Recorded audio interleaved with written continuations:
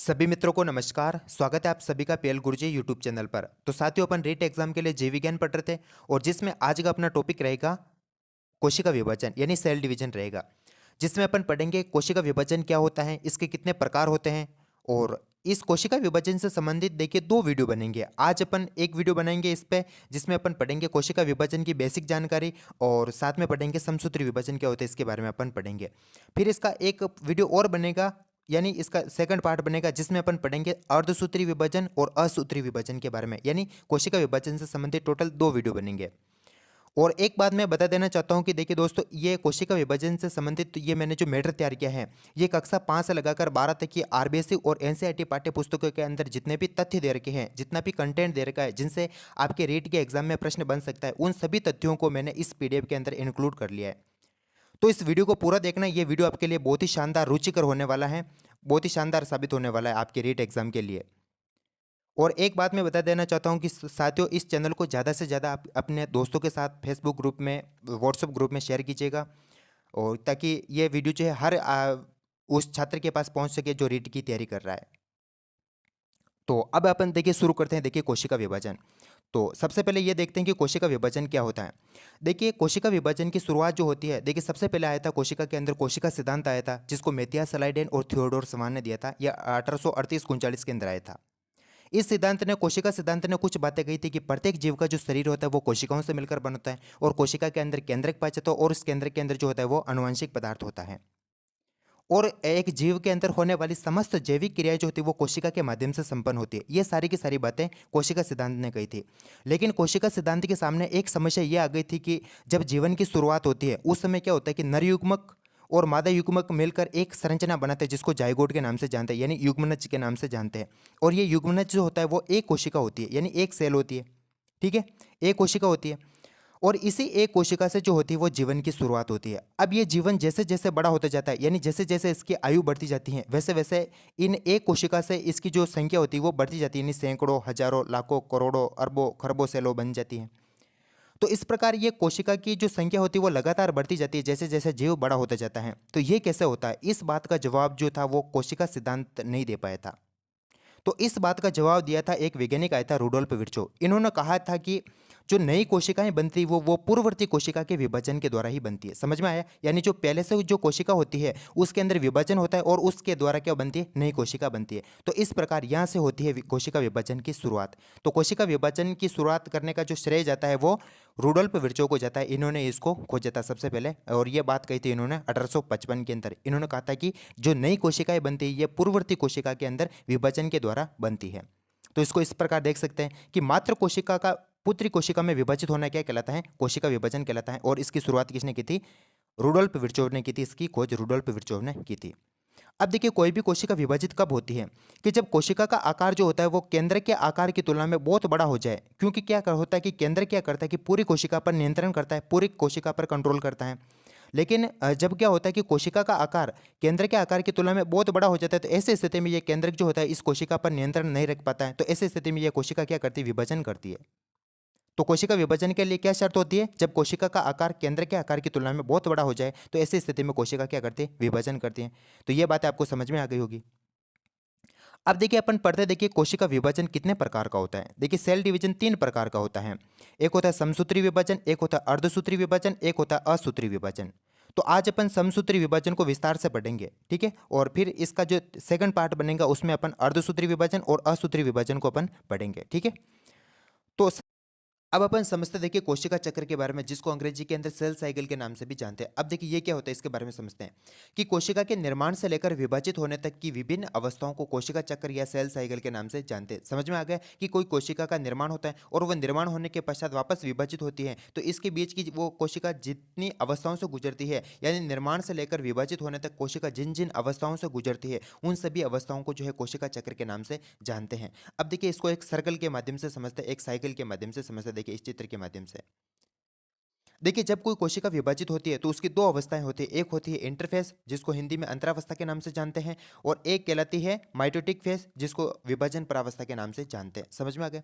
अब देखिए इंटरफेज में क्या होता है कि इसमें कोशिका विभाजन के लिए तैयारी करती है, यानी जितने भी विभाजन के लिए आवश्यक पदार्थ होते हैं उन सभी का संश्लेषण करती है इस अंतरावस्था में। इसी कारण जो है कोशिका का विभाजन का जो 90% समय होता है वो इस इंटरफेज में लगता है। इस प्रकार अपन कह सकते हैं कि जो इंटरफेज होती है वो सबसे लंबी होती है। कोशिका विभाजन की सबसे लंबी अवस्था कौन होती है? इंटरफेज होती है।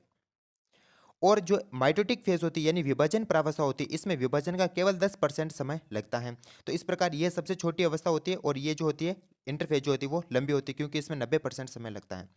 और देखिए इंटरफेज को भी छोटी छोटी तीन और अवस्थाओं के अंदर बांटा गया है, छोटी छोटी। G1 फेज, एस फेज और G2 फेज। ठीक है। तो इस प्रकार इन छोटी छोटी अवस्था में और बांटा गया है, और इसको अपन देखिए इस चित्र के माध्यम से इस प्रकार समझ सकते हैं। देखिए ये एक सर्कल है पूरा, तो इसमें देखिए इस सर्कल में यहाँ से लगाकर इसके दो भाग कर देते हैं यहाँ से। ठीक है। तो इस प्रकार इतना जो भाग है ये इंटरफेज का भाग है, यानी अंतरावस्था का भाग है। और इस अंतरावस्था का भी वापस छोटी छोटी तीन प्रावस्था में और बांटा गया है इस अंतरावस्था को। एक होता है G1 फेज, एक हो जाएगा एस फेज और एक हो जाएगा G2 फेज। मैंने इस चित्र के माध्यम से आपको समझाया इस अंतरावस्था को और इस विभाजन प्रावस्था को। तो देखिए इस सर्कल का यहाँ से लगाकर इतना जो भाग है ये कहलाता है इंद्रावस्था का, और इस अवस्था में कोशिका क्या करती है कि विभाजन की तैयारी करती है। और देखिए अगर अंतरावस्था में इन तीनों अवस्थाओं की बात करें, G1 एस फेज और G2 फेज की, तो इसमें G1 फेज जो होती है वो सबसे लंबी होती है। और इस G1 फेज जो होती है ये क्या करती है कि कोशिका के विभाजन का निर्धारण भी यही करती है, G1 फेज ही करती है कि कोई कोशिका विभाजित होगी या नहीं होगी। अगर मान लीजिए कि G1 फेज के अंदर कोई कोशिका है, अगर वो विभाजित होगी तो वो एस फेज के अंदर चली जाएगी। अगर वो कोशिका विभाजित नहीं होगी तो वो G1 फेज से डायरेक्ट जो है G0 फेज के अंदर चली जाएगी। समझ में आ गया? और G0 फेज के अंदर जाने पर कोशिका विभाजन नहीं करती है। तो इस प्रकार G1 फेज क्या करती है? कोशिका के विभाजन का निर्धारण करती है। और देखिए इस सर्कल का जो ये इतना सा भाग है, ये इतना सा भाग, ये कहलाता है एम फेज यानी विभाजन प्रावस्था कहलाती है।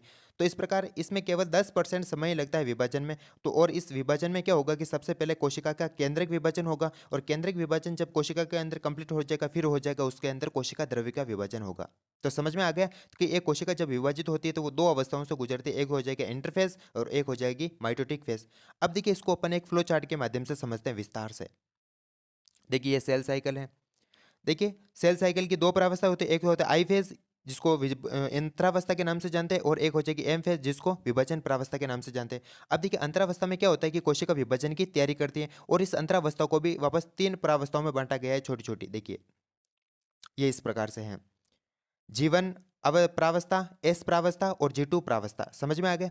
अब देखिए जीवन प्रावस्था में क्या होता है, इस अवस्था में क्या होता है कि कोशिका जो होती है वो उपापचयी रूप से सक्रिय हो जाती है, यानी मेटाबॉलिकली एक्टिव हो जाती है, और रेगुलर ग्रोथ करती है, निरंतर वो वृद्धि करती है, अपना आकार बढ़ाती है, और प्रोटीन और आरएनए का संश्लेषण करती है। ठीक है। तो इस प्रकार इस एस जीवन फेज में तीन बातें होती हैं। कोशिका मेटाबॉलिकली एक्टिव हो जाती है, रेगुलर ग्रोथ करती है, और प्रोटीन और आरएनए का संश्लेषण करती है। और इसका काम जो होता है वो एस प्रावस्था में डीएनए का संश्लेषण होगा, उसके लिए जो है ये प्रोटीन और आरएनए का संश्लेषण जीवन फेज में अंदर करती है। समझ में आ गया?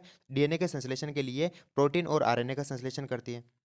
अब देखिए ये जीवन फेज जो होती है ये कोशिका के विभाजन का निर्धारण करती है कि अगर कोई कोशिका विभाजित होगी तो वो यहाँ से जीवन से निकलकर एस फेज के अंदर चली जाएगी, और अगर मान लीजिए कि कोई कोशिका विभाजित नहीं होगी तो वो G0 फेज के अंदर चली जाएगी। तो इस प्रकार यहाँ पर देखिए, तो इस प्रकार जीवन फेज जो होती है वो कोशिका के विभाजन का निर्धारण करती है कि कोई कोशिका विभाजित नहीं हो रही है तो वो G0 फेज के अंदर चली जाएगी। और G0 फेज को जो कहते हैं निष्क्रिय या शांत अवस्था के नाम से जानते हैं, और इस अवस्था में कोशिका जो होती है वो विभाजन नहीं करती है। जैसे हार्ट सेल यानी हमारे हृदय की जो कोशिकाएं होती हैं वो इसी फेज के अंदर रहती है, जिसके कारण वो विभाजन नहीं करते। एक न्यूरॉन सेल यानी जो तंत्रिका कोशिका होती है वो भी G0 फेज के अंदर ही रहती है, वो भी उसमें भी विभाजन नहीं होता है। तो क्लियर बात? G0 फेज क्या होता है कि इसको निष्क्रिय या शांत अवस्था के नाम से भी जानते हैं, और इस अवस्था में कोशिका विभाजन नहीं करती है। जैसे हार्ट सेल और न्यूरॉन सेल ये G0 फेज के अंदर ही होती है, और इनमें किसी प्रकार का विभाजन नहीं होता है। क्लियर बात? अब देखिए जब मान लीजिए कि कोई कोशिका G0 फेज को पार कर जाती है, G0 फेज को पार कर जाती है तो वो पहुंच जाती है एस प्रावस्था में। और एस प्रावस्था में पहुंचने पर कोशिका में सबसे पहले डीएनए का संश्लेषण होता है, यानी डीएनए का द्विगुणन हो जाएगा, डीएनए रेप्लिकेट हो जाता है, डीएनए डबल हो जाता है। ठीक है। कोशिका के अंदर जितना डीएनए होता है उसका दुगुना डीएनए हो जाता है इस एस प्रावस्था के अंदर। ठीक है। और हिस्टोन प्रोटीन का संश्लेषण होता है। देखिए डीएनए जो होता है वो हिस्टोन प्रोटीन पर लिपटा हुआ रहता है, तो जब डीएनए डबल होगा तो उसके लिए हिस्टोन प्रोटीन की भी आवश्यकता पड़ेगी। तो इसलिए डीएनए के साथ साथ जो है इस एस प्रावस्था में जो हिस्टोन प्रोटीन का भी संश्लेषण होगा। लेकिन एक महत्वपूर्ण बात ये याद रखनी कि यहाँ पर डीएनए तो डबल हो रहा है, लेकिन गुणसूत्र कोशिका के अंदर समान ही रहते हैं, जितने गुणसूत्र होते हैं उतने ही रहते हैं, गुणसूत्र में किसी भी प्रकार का परिवर्तन नहीं होता है। तो क्लियर बात कि इस एस प्रावस्था में सबसे पहले डीएनए का संश्लेषण होगा, डीएनए के संश्लेषण के साथ डीएनए अपना जो है द्विगुण द्विगुणन कर लेगा तो इसके साथ वापस प्रोटीन का संश्लेषण होगा। उसके लिए डीएनए, क्योंकि डीएनए जो होता है वो प्रोटीन हिस्टोन प्रोटीन पर लिपटा हुआ रहता है, और इस अवस्था में गुणसूत्र जो होते हैं वो कोशिका के अंदर समान बने रहते हैं। अब देखिए, जब एस प्रावस्था को कोशिका पार कर लेती है, यानी डीएनए का द्विगुणन हो जाता है, तो ये कोशिका जो पहुंच जाती है G2 फेज के अंदर पहुंच जाती है। समझ में आ गया? यानी द्वितीयक वृद्धि प्रावस्था में पहुंच जाती है।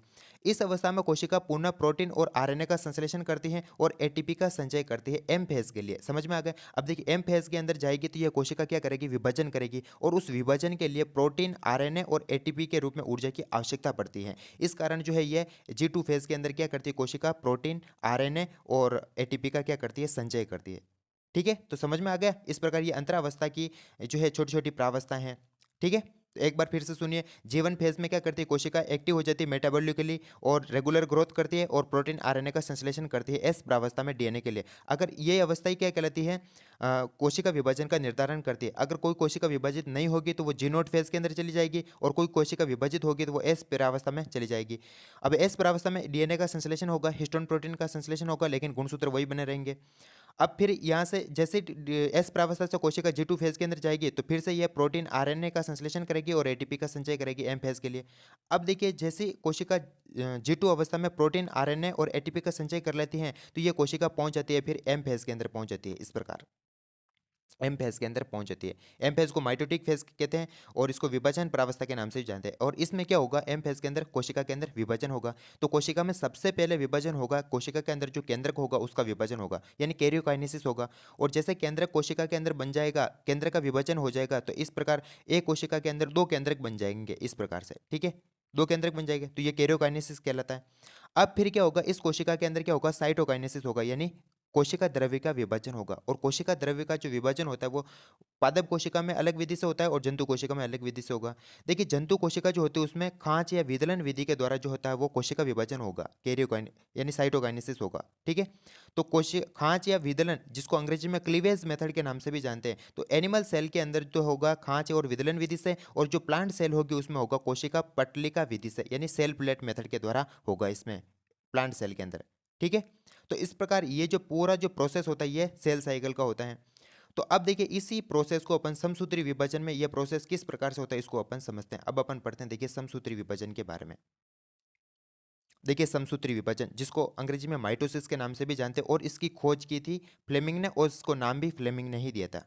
क्लियर बात? अब देखिए, ये समसूत्री विभाजन जो होता है ये जंतुओं के अंदर जो जो कायिक कोशिकाएं होती है उसमें होता है, और पादपों के अंदर जो विभज्योतक कोशिकाएं होती है इसमें होता है। सबसे इंपॉर्टेंट बात है, आरबीएससी के अंदर भी लिखी हुई ये बात और एनसीईआरटी के अंदर भी लिखी हुई है कि समसूत्री विभाजन जो होता है वो जंतुओं की तो कायिक कोशिकाओं में होता है और पादपों की विभज्योतक कोशिकाओं में होता है। सबसे इंपॉर्टेंट बात ये। जैसे कायिक कोशिकाओं में, जंतुओं में, कि जब कोई घाव पड़ जाता है या शरीर का कोई अंग जो है डैमेज हो जाता है, तो ऐसी स्थिति में उसकी मरम्मत जो होती है वो समसूत्री विभाजन के कारण होती है। तो समसूत्री विभाजन जो होता है वो कायिक कोशिकाओं में होता है, और यही जो घाव भरने का कारण पुनरुद्भवन की क्रिया जो होती है इसी समसूत्री विभाजन का उदाहरण है। तो ये सारे के सारे जो होते हैं वो समसूत्री विभाजन के उदाहरण है। अब देखिए, समसूत्री विभाजन में होता क्या ये समझते हैं। देखिए, समसूत्री विभाजन में क्या होता है कि इसमें मात्र कोशिका जो होती है वो दो पुत्री कोशिकाओं में विभाजित हो जाती है, और जो बनने वाली जो पुत्री कोशिकाएं होती हैं, बनने वाली जो पुत्री कोशिका होती है इसमें गुणसूत्र की जो संख्या होती है वो मात्र कोशिका के बराबर होती है। समझ में आया? देखिए, इसको चित्र के माध्यम से समझते हैं कि समसूत्री विभाजन होता है। इसमें ये मान लीजिए कोई मात्र कोशिका है, ये समसूत्री विभाजन करेगी तो ये दो पुत्री कोशिकाओं में विभाजित हो जाएगी। इस प्रकार एक पुत्री कोशिका यह बनेगी, एक पुत्री कोशिका यह बनेगी। लेकिन इस विभाजन की विशेषता यह होती है कि जो पुत्री कोशिकाएं बनती हैं उसमें गुणसूत्रों की जो संख्या होती है वो मात्र कोशिका के बराबर होती है। जैसे मात्र कोशिका के अंदर मान लीजिए कि एक्स गुणसूत्र हैं, तो बनने वाली जो पुत्री कोशिकाएं होंगी उसमें भी एक्स एक्स गुणसूत्र ही होंगे, यानी इसमें मात्र कोशिका के बराबर गुणसूत्र होते हैं। ठीक है, मदर सेल और डॉटर सेल। समझ में आ गया? तो इस प्रकार समसूत्री विभाजन में क्या होता है कि इसमें मात्र कोशिका दो पुत्री कोशिकाओं में विभाजित होती है, और बनने वाली जो पुत्री कोशिकाएं होती हैं उसमें गुणसूत्रों की जो संख्या होती है वो मात्र कोशिका के बराबर होती है। समझ में आ गया? अब देखिए, ये समसूत्री विभाजन का भी एक सेल साइकिल होता है जिसको अपन समझते हैं। देखिए, समसूत्री विभाजन, तो समसूत्री विभाजन भी पहले अंतरावस्था होती है इसमें भी, और एक होती है एम प्रावस्था, जिसको कहते हैं विभाजन प्रावस्था के नाम से जानते हैं, और इसको अंतरावस्था के नाम से जानते हैं। अब अंतरावस्था में क्या होता है कि कोशिका विभाजन की तैयारी करती है समसूत्री विभाजन में भी, ये यानी रेगुलर ग्रोथ करती है, आवश्यक पदार्थों का संश्लेषण करती है, और इस अवस्था में जो है डीएनए जो होता है वो क्या हो जाएगा, दुगुना हो जाएगा। समझ में आ गया, डीएनए दुगुना हो जाएगा। और जैसे डीएनए दुगुना हो जाएगा और आवश्यक पदार्थों का संश्लेषण कर लेगी, तो ये कोशिका जो है वो एम प्रावस्था में चली जाएगी, यानी एम फेज के अंदर चली जाएगी। और एम फेज के अंदर क्या होगा, फिर इस कोशिका के अंदर विभाजन होगा। और जब विभाजन होगा तो सबसे पहले इस कोशिका के अंदर कैरियोकाइनेसिस होगा, यानी केंद्र का विभाजन होगा। और इस केंद्रक विभाजन की भी चार प्रावस्थाएं होती हैं। एक होती है प्रोफेज, जिसको शॉर्ट में लिखा है पी से, एक होती है मेटाफेज, एक होती है एनाफेज, और एक होती है टीलोफेज। समझ में आ गया। तो समसूत्री विभाजन के अंदर जो केंद्रक विभाजन होता है यानी कैरियोकाइनेसिस होता है, उसकी चार प्रावस्थाएं होती है, प्रोफेज, मेटाफेज, एनाफेज और टीलोफेज। और इसको अपन विस्तार से पढ़ने वाले हैं आगे। और फिर जैसे केंद्रक विभाजन होगा, केंद्रीय विभाजन के बाद फिर होगा इस कोशिका के अंदर साइटोकाइनेसिस, यानी कोशिका द्रव्य का विभाजन होगा। और कोशिका द्रव्य का जो विभाजन होगा वो एनिमल यानी जो जंतु कोशिका होगी उसमें विदलन विधि या खांच विधि से होगा। और जो पादप कोशिकाएं होगी उसमें सेल प्लेट विधि यानी कोशिका पटलिका विधि से होगा। तो इस प्रकार इस सारे प्रोसेस को अपन जो है पढ़ने वाले हैं अब आगे से। ठीक है। तो इस प्रकार कोशिका अंतरावस्था में तो सारी विभाजन की तैयारी कर लेती है, फिर आ जाती है विभाजन प्रावस्था में। और विभाजन प्रावस्था में अपन सबसे पहले पढ़ते हैं केंद्रक विभाजन के बारे में। देखिए अब अपन समझते हैं, देखिए कैरियोकाइनेसिस यानी केंद्रक विभाजन के बारे में समझते हैं। कैरियोकाइनेसिस देखिए जो जब केंद्रक विभाजन होता है तो इसकी भी चार प्रावस्थाएं होती है। एक होती है प्रोफेज, एक होती है मेटाफेज, एक होती है एनाफेज और एक होती है टीलोफेज। तो इनको अपन विस्तार से पढ़ते हैं। देखिए सबसे पहले पढ़ते हैं प्रोफेज के बारे में। अब देखिए प्रोफेज में क्या होता है, देखिए प्रोफेज जो होती है ये सबसे लंबी प्रावस्था होती है। देखिए समसूत्री विभाजन की सबसे लंबी प्रावस्था कौन होती है, तो ये प्रोफेज होती है। क्लियर बात। अब देखिए इस प्रोफेज अवस्था में क्या होता है कि कोशिका के अंदर जो क्रोमेटिन जाल होता है वो संघनित होकर गुणसूत्रों में बदल जाता है, यानी कोशिका के केंद्र के अंदर जो क्रोमेटिन जाल होता है वो संघनित होगा और गुणसूत्रों में बदल जाएगा। और इस अवस्था में केंद्रक झिल्ली और केंद्रिका विलुप्त हो जाएगी। और जंतु कोशिका के अंदर जो तारकाय होता है, क्योंकि तारकाय जो होता है वो केवल जंतु कोशिका में ही पाया जाता है, तो ये तारकाय जो होता है वो दो तारक केंद्रों के अंदर विभाजित हो जाएगा। तो ये सारी की सारी जो घटनाएं होगी वो प्रोफेज के अंदर होगी। अब देखिए इसको चित्र के माध्यम से समझते हैं। देखिए इस प्रकार से देखिए ये कोशिका है जो अंतरावस्था से आ चुके हैं, यानी अंतरावस्था के अंदर इसने ग्रोथ भी कर लिया है, डीएनए को भी डबल कर दिया है। और ये अवस्था जो है पूर्ण रूप से तैयार होकर इस कैरियोकाइनेसिस अवस्था में आ गई, यानी केंद्रक विभाजन प्रावस्था में आ गई। तो ये कोशिका सबसे पहले जैसे ही तो ये कोशिका जो होगी सबसे पहले प्रोफेज अवस्था में प्रवेश करेगी केंद्र विभाजन के अंदर भी। तो ये प्रोफेज अवस्था में आ गई। तो इस प्रोफेज अवस्था में इस कोशिका में क्या होगा कि सबसे पहले ये देखिए कोशिका के अंदर केंद्रक है ये, तो इस केंद्र के चारों तरफ ये झिल्ली होगी, ये विलुप्त होना प्रारंभ हो जाएगी इस प्रोफेज अवस्था के अंदर। तो यहाँ पर देखिए विलुप्त हो रही है। और इस केंद्र के अंदर जो ये केंद्रिका है ये भी विलुप्त हो जाएगी इस अवस्था के अंदर। तो ये भी देखिए विलुप्त हो चुकी है। और इस केंद्र के अंदर जो ये इस प्रकार से ये क्रोमेटिन के रेशे हैं, ये क्रोमेटिन के रेशे जो क्या होंगे ये गुणसूत्रों में बदल जाएंगे। तो इस प्रकार ये इस प्रकार से गुणसूत्रों में बदल जाएंगे। ये इनका जो है गुणसूत्र बिंदु कहलाता है बीच में, इस प्रकार गुणसूत्रों में। और देखिए इस अवस्था में ये गुणसूत्र जो होते हैं वो डायड शेप में दिखाई देते हैं। देखिए इनके दो भाग ही केवल, ये एक तो ये अर्ध गुणसूत्र ऊपर, एक अर्ध गुणसूत्र नीचे की तरफ। तो इस प्रकार ये गुणसूत्र जो होते हैं वो प्रोफेज अवस्था में डायड शेप में दिखाई देते हैं। क्लियर बात। तो ये सारी की सारी बातें मैंने ऊपर बता दी कि सबसे लंबी प्रावस्था इसमें क्रोमेटिन के रेशे गुणसूत्रों में बदल जाते हैं, केंद्रक झिल्ली और केंद्रिका विलुप्त हो जाती है। और एनिमल सेल के अंदर जो ताराकाय होता है, जैसे देखिए यहाँ पर देखिए ये ताराकाय है, तो ये ताराकाय जो है ये दो पुत्री तारा केंद्रों में विभाजित हो चुका है। तो ये प्रोफेज अवस्था कहलाती है इस कोशिका के अंदर। ठीक है। अब जैसे ये प्रोफेज अवस्था कंप्लीट करती है ये अवस्था, तो ये यहाँ से चली जाती है मेटाफेज अवस्था के अंदर। अब देखिए मेटाफेज अवस्था में क्या होता है वो सुनिए। देखिए मेटाफेज अवस्था, देखिए इस मेटाफेज अवस्था में क्या होता है कि ये जो गुणसूत्र पहले इस प्रकार डायड शेप में दिखाई दे रहे थे ये स्पष्ट दिखाई देने लग जाते हैं। ठीक है, यानी टेट्राड शेप में हो जाते हैं इस प्रकार। ठीक है, यानी इसके चार भाग हो जाते हैं, यानी ये अर्ध गुणसूत्र जो होते हैं इस प्रकार से, ये अर्ध गुणसूत्र ये बीच में से फट जाते हैं और इनके दो दो भाग बन जाते हैं इस प्रकार से ये। तो इस प्रकार ये इस मेटाफेज अवस्था में जो गुणसूत्र होते हैं वो टेट्राड शेप में दिखाई देते हैं और ये स्पष्ट दिखाई देने लग जाते हैं। तो इस मेटाफेज में गुणसूत्र क्या होते हैं, स्पष्ट दिखाई देने लग जाते हैं, जिसके कारण इन गुणसूत्रों का अपन अध्ययन कर सकते हैं। इसी कारण मेटाफेज को जो है गुणसूत्र अध्ययन की प्रावस्था के नाम से भी जानते हैं। अब देखिए मेटाफेज में क्या होता है, देखिए दो तीन बातें आपको महत्वपूर्ण याद रखनी है। देखिए इस मेटाफेज में क्या होगा कि जो तारक केंद्र होते हैं, देखिए ये प्रोफेज के अंदर ये दो तारक केंद्र थे, तो ये तारक केंद्र क्या होते हैं कि इस कोशिका के अंदर जो है विपरीत ध्रुवों पर चले जाते हैं। देखिए जैसे एक तारक केंद्र नीचे की तरफ आ गया, एक तारक केंद्र जो है ऊपर की तरफ आ गया, और ये क्या करते हैं कि ध्रुवों का निर्माण करते हैं। क्लियर बात। फिर क्या करते हैं कि इन तारक के ये तारक केंद्री क्या करते हैं कि तर्कु तंतुओं का निर्माण करते हैं, स्पाइंडल फाइबर का निर्माण करते हैं। तो देखिए इनसे ये तर्कु तंतुओं का निर्माण हो रहा है यहाँ से, यहाँ पर देखिए। और ये तर्कु तंतु जो होते हैं ये गुणसूत्र होता है इस प्रकार, टेट्राड शेप में गुणसूत्र है यहाँ पर। तो इन गुणसूत्र के ये जो मध्य में गुणसूत्र बिंदु है इनसे आकर ये जो है तर्कु तंतु ऊपर और नीचे से जुड़ जाते हैं इस प्रकार से। समझ में आ गए। जैसा कि यहाँ पर सारे के सारे जो है तर्कु तंतु इन गुणसूत्रों के मध्य बिंदु से यहाँ पर जुड़ चुके हैं।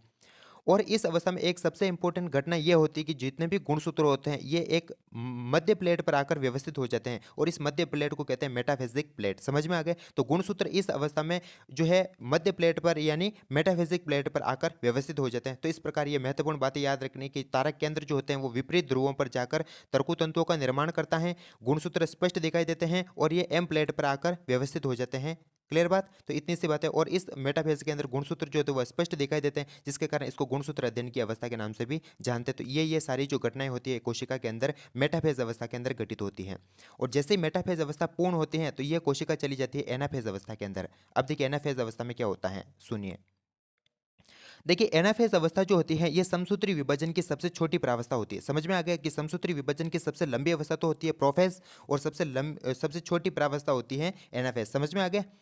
अब देखिए इस अवस्था में क्या होगा कि गुणसूत्र बिंदु का विभाजन होगा। जैसे मान लीजिए कि ये इस प्रकार से मान लीजिए कि कोई भी गुणसूत्र है, इस प्रकार टेट्राड शेप में गुणसूत्र है और ये इसका गुणसूत्र और ऊपर से भी तर्कुतंतु जुड़ा है, नीचे भी तर्कुतंतु जुड़ा है। तो इस अवस्था में क्या होगा, एनाफेज में क्या होगा कि ये जो गुणसूत्र बिंदु है इसका विभाजन होगा यहाँ से इस प्रकार से। समझ में आ गया? तो इस प्रकार ये गुणसूत्र का विभाजन होगा और इस गुणसूत्र के दो अर्ध गुणसूत्र बन जाएंगे। इस प्रकार एक हो जाएगा ऊपर की तरफ इस प्रकार से, ये इस प्रकार से, और एक हो जाएगा ये नीचे से इस प्रकार से।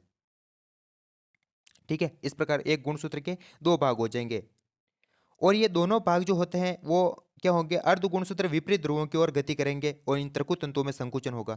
देखिए इसको इस प्रकार से समझ सकते हैं कि इस अवस्था में गुणसूत्र के मध्य बिंदु का जो है विभाजन होगा, गुणसूत्र बिंदु का विभाजन होगा और गुणसूत्र विभाजन होने के कारण ये गुणसूत्र जो होंगे वो दो भागों के अंदर बढ़ जाएंगे। तो आधे गुणसूत्र जो होंगे वो ऊपर की तरफ चले जाएंगे, इस प्रकार देखिए ऊपर की तरफ चले जाएंगे। और इस अवस्था में जैसे देखिए गुणसूत्र बिंदु का विभाजन होता है तो इन गुणसूत्र के जो ये गुणसूत्र बिंदु जुड़ा हुआ रहता है तर्कु तंतुओं से, तो इन तर्कु तंतुओं में क्या होने लगता है, संकुचन होने लगता है। संकुचन होने के कारण ये तर्कुतंतु ऊपर की ओर गति करते हैं इस प्रकार से ऊपर की ओर।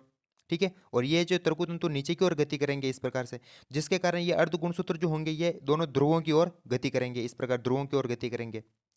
तो इस प्रकार इस अवस्था में मोटी मोटी बातें ये याद रखनी है कि सबसे छोटी प्रावस्था होती है, इसमें गुणसूत्र बिंदु का विभाजन होता है और तर्कु तंतुओं में संकुचन के कारण अर्ध गुणसूत्र जो होंगे वो विपरीत ध्रुवों की ओर गति करेंगे। क्लियर बात? अब जैसे ये एनाफेज अवस्था पूर्ण होती है तो यह कोशिका चली जाती है टिलोफेज अवस्था में, और टिलोफेज अवस्था जो होती है प्रोफेज की उल्टी होती है। अब देखिए इस टिलोफेज अवस्था में क्या होता है, ये प्रोफेज की उल्टी होती है। इसमें प्रत्येक ध्रुव पर पुत्री गुणसूत्र जो होते हैं वो क्रोमेटिन रेशो में बदल जाते हैं। देखिए ये टेलोफेज के अंदर ये गुणसूत्र जब ध्रुवों की तरफ जाते हैं तो ये पुत्री गुणसूत्र जो होते हैं ये क्रोमेटिन के रेशो में बदल जाते हैं। जैसे ये कोशिका हो गई, ठीक है, ये कोशिका हो गई, और ये जब ये गुणसूत्र विपरीत ध्रुवों की ओर जाते हैं तो इनके चारों तरफ क्या होने लगती है, वापस एक केंद्रिक झिल्ली और केंद्रिका उपस्थित होने लग जाती है। केंद्रिका वापस केंद्रिक झिल्ली उपस्थित होने लग जाती है और इस केंद्र के अंदर केंद्रिका वापस उपस्थित होने लग जाती है। और ये जो गुणसूत्र होते हैं ये वापस जो है इस केंद्र के अंदर जो है इस प्रकार क्रोमेटिन रेशो में बदल जाते हैं। समझ में आ गया? और यहाँ पर जो तारकाय होता है वो तारक केंद्र में बदल जाता है, इस प्रकार ये तारक केंद्रों में बदल जाते हैं इस प्रकार ये। ठीक है, तो ये बातें आपको याद रखनी कि टेलोफेज अवस्था जो होती है प्रोफेज की उल्टी अवस्था होती है, क्योंकि प्रोफेज में क्या होता है केंद्रक झिल्ली और केंद्रिका विलुप्त होती है, तो इस टेलोफेज अवस्था में केंद्रक झिल्ली और केंद्रिका वापस उपस्थित होने लग जाती हैं। उसमें क्रोमेटिन के रेशे गुणसूत्रों में बदलते हैं, तो यहाँ पर जो होते हैं वो पुत्री गुणसूत्र जो होते हैं वो वापस क्रोमेटिन रेशों में बदल जाते हैं, तो इस प्रकार। और उस अवस्था में क्या होगा कि तारकाय जो होता है वो तारक केंद्रों में विभाजित हो रहा था, तो यहाँ पर जो तारकाय जो होता है, यहाँ पर जो तारक केंद्र होते हैं वो तारकाय में विभाजित होने लगता है। यहाँ पर तारक केंद्र जो होते हैं तारक केंद्र, ये तारक केंद्र जो होता है वो तारकाय में विभाजित होते हैं। समझ में आ गया? तो ये मोटी मोटी बातें आपको टेलोफेज के बारे में याद रखनी है। और इस अवस्था में केंद्रिक झिल्ली और केंद्रिका वापस उपस्थित हो जाती है। तो इस प्रकार ये जो मैंने है इस समसूत्री विभाजन के अंदर कैरियोकाइनेसिस कैसे होता है वो सारी चार प्रावस्थाओं को मैंने बहुत अच्छी तरीके से आपको समझा दिया है। अब देखिए जैसे मान लीजिए कि कैरियोकाइनेसिस होता है, कैरियोकाइनेसिस होता है, तो कैरियोकाइनेसिस से क्या होता है कि एक कोशिका होती है उसके अंदर दो केंद्रक बन जाते हैं, क्योंकि केंद्रक विभाजन हो रहा है और केंद्रक विभाजन से एक कोशिका के अंदर दो केंद्रक बन जाते हैं। अब एक कोशिका के अंदर जब जैसे दो केंद्रक बनते हैं तो अब यह कोशिका क्या करेगी, कैरियोकाइनेसिस कंप्लीट कर ले चुकी होती है और कैरियोकाइनेसिस जैसे कंप्लीट कर चुकी होती है तो ये चली जाती है साइटोकाइनेसिस के अंदर। अब इसमें क्या होगा कि साइटोकाइनेसिस होगा यानी कोशिका द्रव्य का विभाजन होगा। अब देखिए कोशिका द्रव्य का विभाजन कुछ इस प्रकार से होता है। देखिए कोशिका द्रव्य का विभाजन जिसको अंग्रेजी में साइटोकाइनेसिस के नाम से भी जानते हैं। अब देखिए जो जंतु कोशिका होती है उसमें जो कोशिका द्रव्य का विभाजन होता है वो विदलन या खांच विधि के द्वारा होता है और अंग्रेजी में इसको कहते हैं क्लीवेज मेथड के द्वारा होता है। और जो पादप कोशिकाएं होती है इसमें जो कोशिका द्रव्य का विभाजन होता है वो कोशिका पटलिका विधि से होता है, यानी सेल प्लेट मेथड के द्वारा होता है। अब देखिए ये कैसे होता है ये सुनिए। देखिए जो जंतु कोशिका होती है इसमें विदलन विधि के द्वारा होता है, और इसमें क्या होता है कि कोशिका के बीच में इस प्रकार से एक खांच बनती है। इस प्रकार देखिए ये कोशिका हो गई और इसके बीच में इस प्रकार से एक खांच बनती है, और ये खांच क्या होती है कि केंद्र की तरफ बढ़ती है, परिधि से केंद्र की तरफ बढ़ती है। तो खांच की दिशा क्या होती है, सबसे इंपॉर्टेंट प्रश्न यहाँ पर यह बनता है कि जो विदलन विधि होती है इसमें जो कोशिका के अंदर खांच बनती है उस खांच की दिशा क्या होती है, तो खांच जो होती है वो परिधि से केंद्र की तरफ बढ़ती है, यानी केंद्र परिधि से केंद्र की ओर होती है। समझ में आ गया? तो इस प्रकार ये खांच की दिशा क्या होगी, केंद्रीय भाग की ओर बढ़ती है ये खांच, यानी परिधि से केंद्र की ओर बढ़ती है। अब जो पटलिका विधि होती है इसमें क्या होता है कि कोशिका के बीच में एक पटलिका का निर्माण होता है पदार्थों के जमाव से, इस प्रकार पटलिका। और ये पटलिका जो होती है वो केंद्र से परिधि की तरफ बढ़ती है। सबसे इंपॉर्टेंट बात, तो खांच तो बढ़ती है परिधि से केंद्र की ओर, जबकि पटलिका बढ़ती है केंद्र से परिधि की ओर। समझ में आ गया? तो यहाँ पर मैंने लिखा भी है कि जो ये पटलिका बनती है पादप कोशिका के अंदर ये केंद्र से परिधि की ओर बढ़ती है, और पटलिका के दोनों ओर सेलुलोज के जमाव से जो है सेल वॉल का निर्माण होता है। देखिए जो पादप कोशिकाएं होती हैं इसके अंदर क्या होती है कि पटलिका बनती है केंद्र के बीच में, और ये पटलिका जो होती है इस प्रकार से, ये कोशिका है यहाँ पर केंद्र के, यहाँ पर भी केंद्र का, और बीच में ये, और ये कोशिका ये पटलिका जो है केंद्र की तरफ, केंद्र से जो है इस प्रकार परिधि की तरफ बढ़ती है आगे की तरफ इस प्रकार से। और इस पटलिका के जो दोनों तरफ यहाँ पर सेलुलोज का जमाव हो जाता है, और इस सेलुलोज के जमाव से क्या होता है कि इस पादप कोशिका के चारों ओर जो है कोशिका भित्ति का निर्माण होता है, सेल वॉल का निर्माण होता है। तो सेल वॉल का निर्माण किसके कारण होता है, पटलिका के दोनों तरफ सेलुलोज के जमाव से पादप कोशिका के अंदर जो है कोशिका भित्ति का निर्माण होता है। तो ठीक है, तो यहाँ पर अपना ये समसूत्री विभाजन वाला टॉपिक जो है यहाँ पर समाप्त होता है। तो और इससे आगे वाले वीडियो में अपन पढ़ेंगे अर्धसूत्री विभाजन के बारे में, क्योंकि ये वीडियो बहुत बड़ा हो चुका है। तो अब इसको यहीं पर विराम देते हैं। तो वीडियो अगर आपको पसंद आए तो इसको लाइक कीजिएगा, शेयर कीजिएगा और चैनल को सब्सक्राइब कीजिएगा। मिलते हैं एक अगले वीडियो में, तब तक